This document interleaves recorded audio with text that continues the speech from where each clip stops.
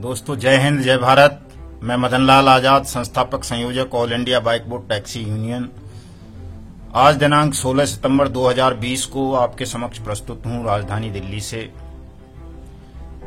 तमाम ठगी प्रकरणों के संदर्भ में आपको सूचना उपलब्ध कराने के लिए और आप सबसे एक बहुत जरूरी अपील करने के लिए। दोस्तों, जैसा कि आप सबको पता है कि देश भर में हमारे 2 लाख से ज्यादा सैनिक भाइयों को, करोड़ों किसानों को, मजदूरों को, व्यवसायियों को, शिल्पियों को, अन्य छोटा मोटा काम धंधा करने वाले लोगों को ठगों ने योजनाबद्ध रूप से ठग लिया है। और कुछ तो इसमें लाखों की तादाद में ऐसे लोग हैं जिन्हें बारी बारी से नई नई कंपनी बनाकर के ठगों ने ठगा है। उनकी स्थिति बहुत दयनीय है, दुखद है। दोस्तों, आज भी सुकमा में तैनात एक कर्नाटक के हमारे फौजी भाई ने सुसाइड कर लिया। दूसरी सुसाइड एक महिला ने आंध्र प्रदेश में कर ली। 2 आत्महत्या की घटनाएं आज ही की हैं। इन ठगी प्रकरणों में फंस जाने के कारण, अपनी मेहनत की कमाई डुबो देने के कारण हमारे हजारों सैनिक भाई, हजारों किसान, हजारों मजदूर, हजारों अन्य लोग अब तक आत्महत्या कर चुके हैं। लेकिन सरकार के कान पर जूं नहीं रेंग रही। सरकार किसी भी कीमत पर इन ठगी प्रकरणों को, इनकी फाइलों को दबा के रखना चाहती है। वो इन ठगी प्रकरणों की जांच सीबीआई के हवाले नहीं करना चाहती। न सरकार की नीयत ये है कि वो हमारी संसद द्वारा सर्वसम्मति से पारित अनियंत्रित जमा योजना पाबंदी कानून 2019 के रूल्स को नोटिफाइड करके स्पेशल कोर्ट्स का गठन करे और तमाम ठगी पीड़ित भाई बहनों का पैसा उन्हें एक निश्चित समय सीमा के अंदर वापस दिलाए। दोस्तों, इसके बहुत सारे दुखद पहलू हैं। सबसे बड़ा दुखद पहलू तो यही है कि जिस देश की सीमाओं की रक्षा करने वाले सैनिक किसी ठगी स्कैम में अपने जीवन भर की जमा पूंजी गंवा देने के कारण सरकार की उदासीनता के चलते आत्महत्या करने लगे एक बड़े पैमाने पर, तो बड़ा शर्मनाक और दुखद पहलू है। जिस देश के अन्नदाता किसान आत्महत्या करने लगे और सरकार हाथ पर हाथ धर के बैठी जाए, मौन हो जाए इस तरह के जघन्य कांडों पर, इस तरह के जघन्य प्रकरणों की जांच सीबीआई के हवाले ना करे या कोई ऐसी तत्परता ना दिखाए जिससे लोगों का डूबा हुआ धन वापस मिल सके, तो ये बड़ा शर्मनाक पहलू है, दुखद पहलू है। दोस्तों, हम दिल्ली हाई कोर्ट जा चुके हैं इस विषय को लेकर के, बाइक बोट स्कैम को खास तौर से, कि तमाम लोगों का चूंकि बाइक बोट स्कैम में ही हमारे 2 लाख से ज्यादा सैनिक भाई फंसाए गए हैं, उनके जिस्म का खून निकाल करके बेचा है ठगों ने खुले बाजार में। वो बड़ा ही शर्मनाक किस्म का स्कैम है। उसे लेकर के हम दिल्ली हाई कोर्ट में हैं। 30 सितंबर की डेट है, उस पर सुनवाई होनी है दिल्ली हाई कोर्ट में।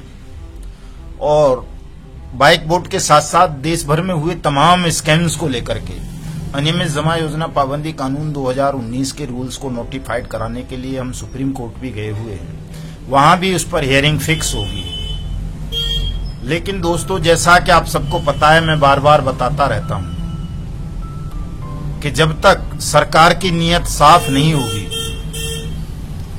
तब तक न्यायपालिका से आपको जल्दी राहत नहीं मिलेगी। ये एक सत्य है, फैक्टर है, तथ्य है। चूंकि न्यायपालिका पर केसों का इतना बोझ है कि न्यायपालिका भी चरमराई हुई है, वो भी गड़बड़ स्थिति में है। दूसरे, न्यायपालिका सबूतों के और स्टेट्स की रिपोर्ट के आधार पर अपने डिसीजन देती है। और दुर्भाग्यजनक बात यह है कि 2 मार्च को दिल्ली हाई कोर्ट ने स्टेट को, सेंट्रल को, सेबी को, ईडी को, ईओडब्ल्यू को, अन्य एजेंसीज को आदेश दिया था कि वो 4 सप्ताह के अंदर बाइक बोट स्कैम के संदर्भ में अपनी रिप्लाई विद एफिडेविट फाइल करें, और अभी तक उन्होंने नहीं की है। तो जब तक राज्य और केंद्र और राज्य की अन्य एजेंसीज अदालत को सहयोग नहीं करेंगी, तब तक मामला बहुत लंबा खिंच जाता है और आप लोग इतने हताश, निराश और साहसहीन हो चुके हैं कि अब आत्महत्या ही आपको विकल्प लगता है कि आत्महत्या कर लेंगे तो आप इन दुखों से छुटकारा पालेंगे। दोस्तों, आत्महत्या विकल्प नहीं है। आप शैतान के और ठगों के हौसलों को बढ़ा रहे हो इस तरह से आत्महत्या कर करके।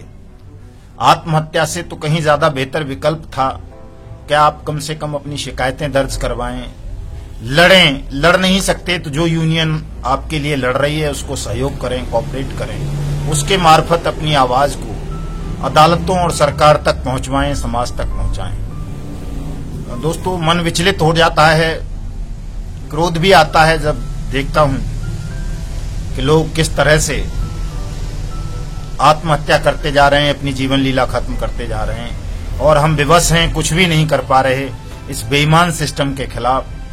चूंकि आखिर हमारी भी सीमाएं हैं, हम भी तो मनुष्य ही हैं।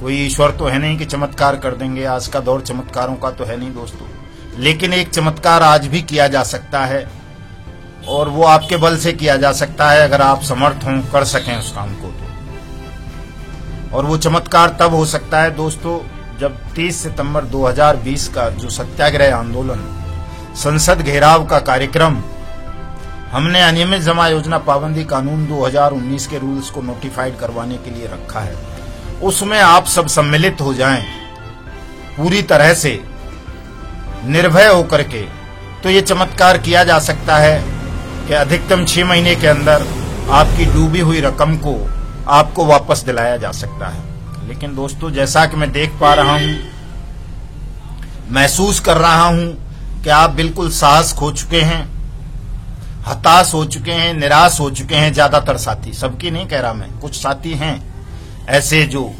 साहस कर रहे हैं, हिम्मत कर रहे हैं, लड़ रहे हैं यूनियन के साथ मिलकर के। लेकिन ज्यादातर लोग तो या तो टाइम पास कर रहे हैं या हताश हो चुके हैं। न वो हमें सहयोग करना चाहते हैं, न हमसे जुड़ना चाहते हैं, न स्वयं लड़ना चाहते हैं। दोस्तों, इस निराशा और हताशा के भाव से आपको बाहर निकलना होगा, लड़ना होगा। मैं आपसे इस वीडियो संदेश के माध्यम से ये अपील करना चाहता हूं कि आप तमाम लोग, चाहे किसी भी ठग स्कीम के शिकार हुए हैं आप, चाहे bike boat, hello taxi, top ride, catchy pixel, Radha Madhav, science city, future maker, evergreen, PACL, Sahara, हमारा वाहन, हमारी सवारी, अपनी सवारी, मशरूम इंडिया, या ये जो पिगरी सिगरी, रामेल इंडस्ट्रीज, प्रयाग और दुनिया भर के हैं इस तरह के स्कैम। हजारों की तादाद में इस तरह की ठग कंपनियां बनी, उन्होंने देश के लगभग 15-20 करोड़ लोगों को लूटा, ठगा। मैं तमाम साथियों से ये अपील करना चाहता हूं कि आप तमाम लोग जो भी किसी ठग स्कैम के शिकार हुए हैं, वो सब लोग 30 सितंबर 2020 को एक बड़ी संख्या में